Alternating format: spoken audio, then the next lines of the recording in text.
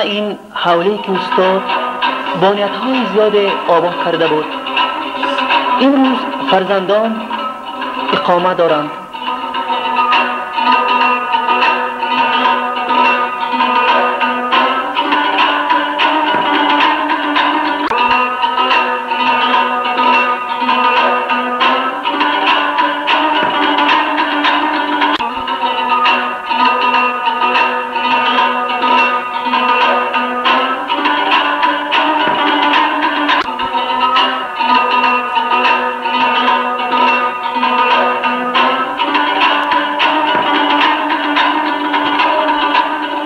تا هنوز خانه کاری معلم برجاست.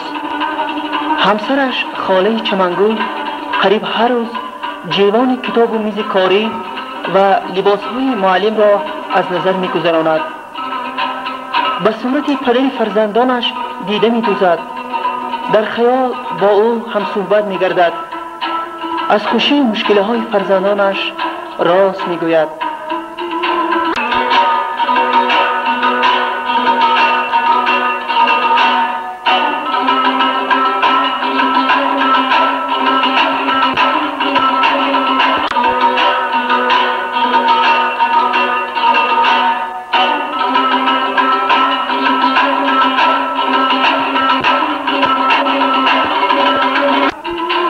گه در خواب به یاد رخ تو روبروی تو بسا می نگرم، گاه بر روی تو چو یک عاشق پاک دره عهد و وفا می سوزم.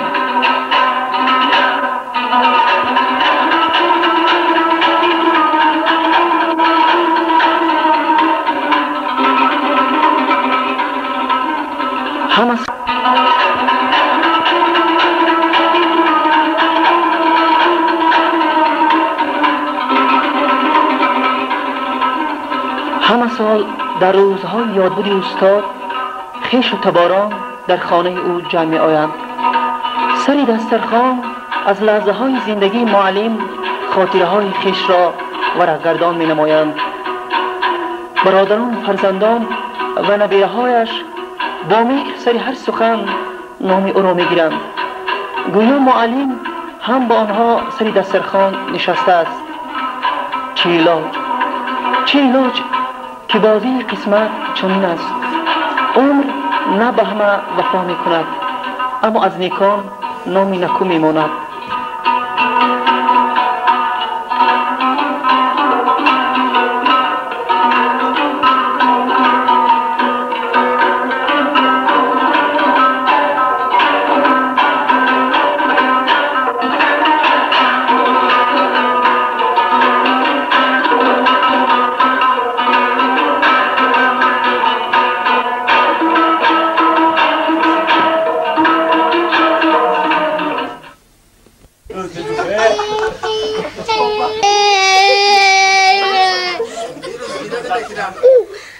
ندیده یک رست خواب کنی، ندیده یک رست خواب کنی.